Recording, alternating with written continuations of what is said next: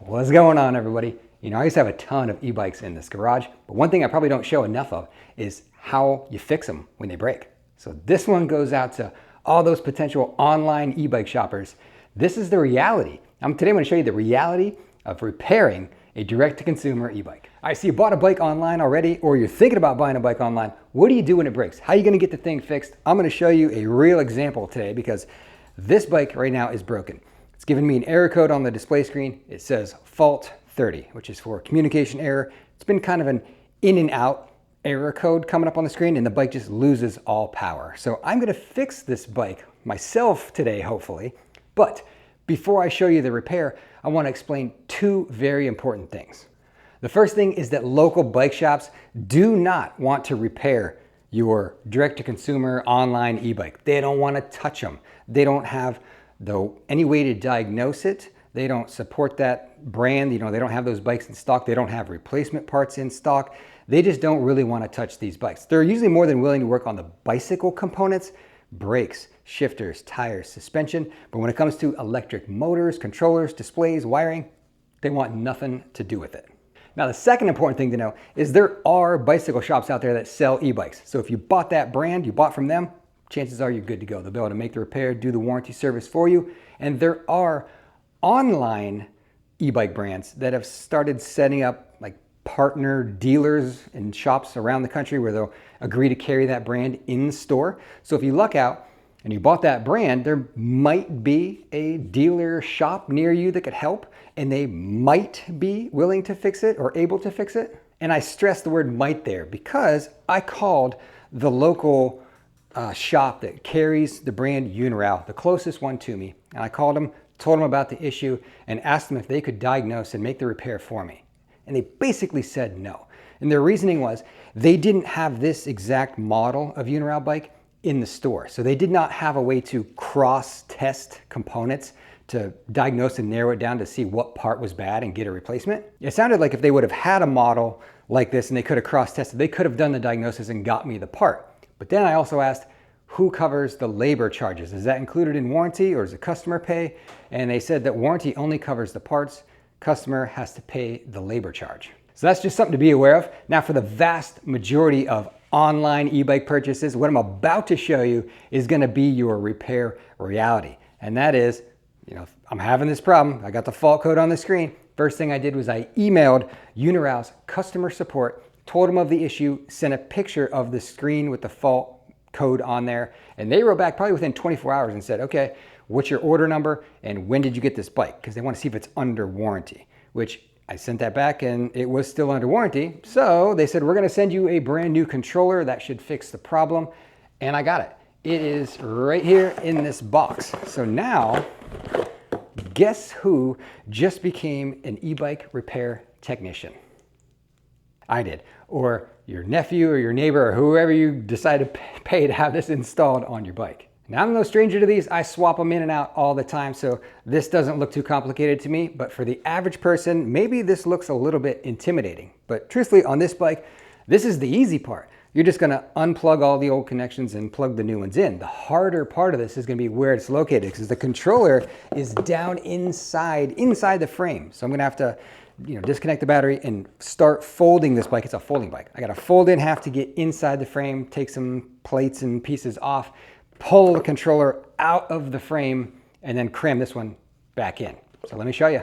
Before we get started, I will say this. I am not an e-bike technician or a regular bicycle technician. I'm not an electrical engineer. I'm none of that stuff. I'm just some guy in my garage. And I'm going to show you how I would do this.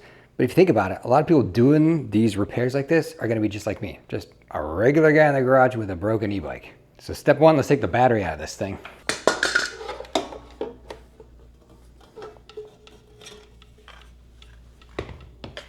All right, we took the battery out. Now there might be some residual current kind of left in the system, so I always do this. We'll come over to the display and we're going to hit the power button. We might see the display flicker a little bit. There you go. We'll hit it a couple times. All right, so it stopped trying to come on. We've got all the juice out of the system now. Whenever I'm going to be unplugging and replugging stuff in on an e-bike, I try to take all that juice out of the system. But now we got to get inside the frame right here. I think the controller's right in here. So we got to figure out a way to open this up and get access to that in a convenient way. All right, I just folded it in half and flipped it completely up on its end because we got to get into this compartment right here. So we should have easy access now. Just get these 4 screws out, be able to unplug motor wires and whatnot. But let's get the controller out of here and take a look at it.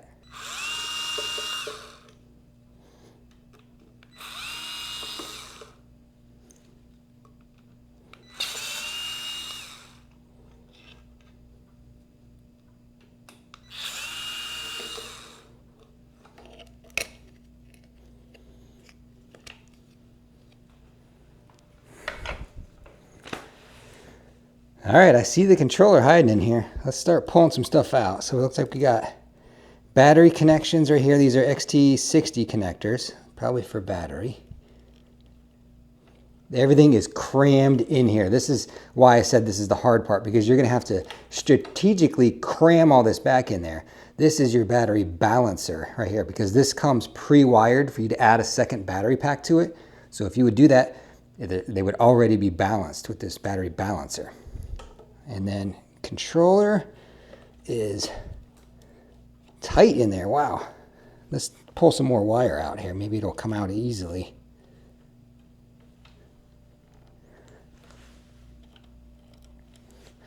Well, actually, let's undo our motor plug back here.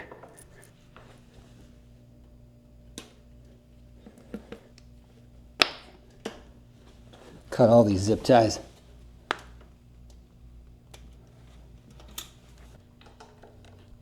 All right, it's very tight in there. Not much room to work with, but this is where it gets a little hairy. This is why people don't want to do this, because this is what you got to deal with right here. This all has to be undone, and then this spaghetti mess has to be cram-packed back in there where you can fold this thing. So we shouldn't have to undo any of these here. We should just undo this one right here that goes to the balancer.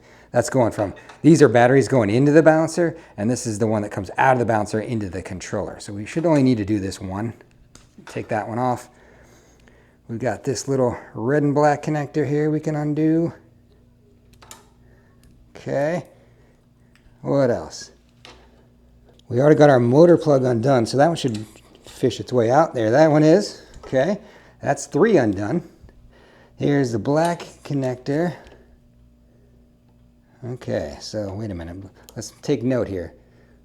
All right, so we had a red connector that went into a black thing, and then we have a black one that goes into a black thing. We better keep track of this. You might want to take a picture of how some of these wires are set up, so you remember how they go back together. So the red plug went into a black and white wire, and the black plug goes into a black and red wire. And last is the display plug right here. I think that's all. Oh, and this is probably for tail light. Or actually, this is probably for the torque sensor. Undo that one. There we go.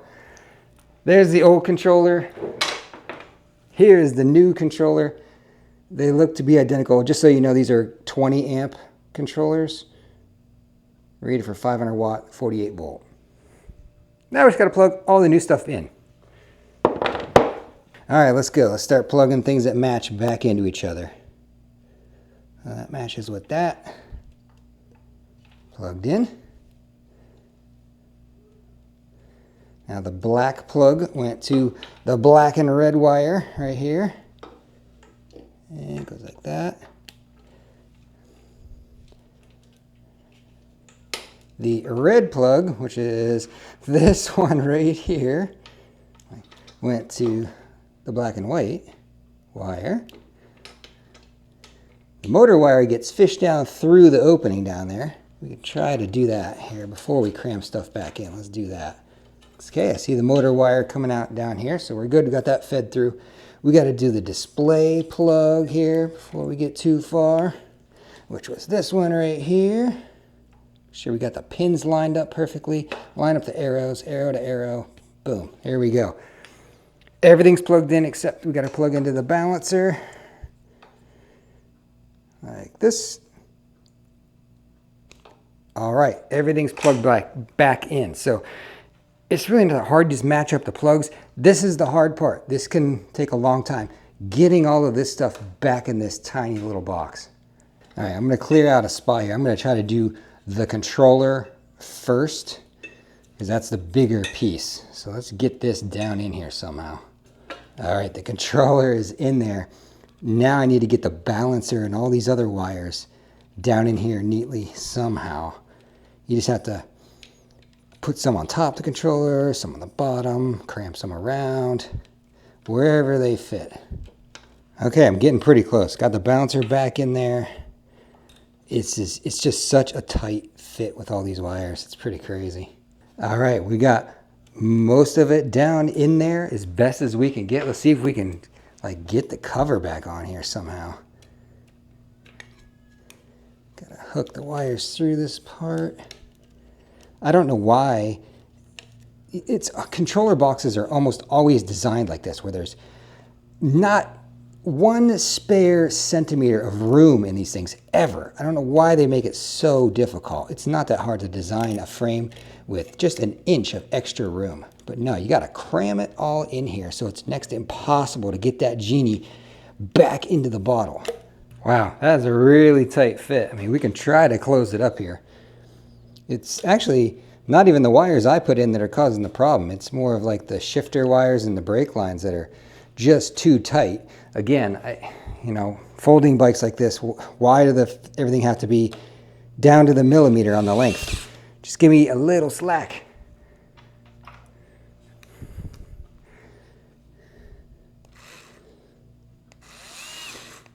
Patience is your friend on these, because they can be frustrating.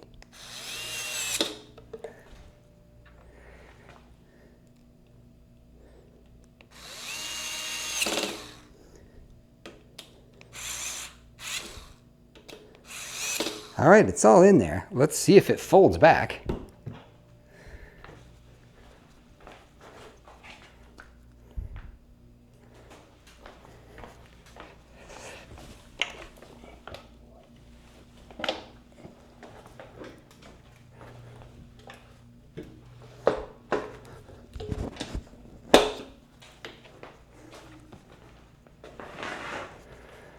Okay, well, I guess time to put a battery in it and see if we get an error message or not. All right, we got our motor wire plugged back in, batteries in it. Let's, moment of truth here. Let's see what happens when you turn the display on. Power's on, up and running. Okay, well, I was getting the error code before when I would hit the throttle. So let's punch the throttle here. Okay, it's working. No error code.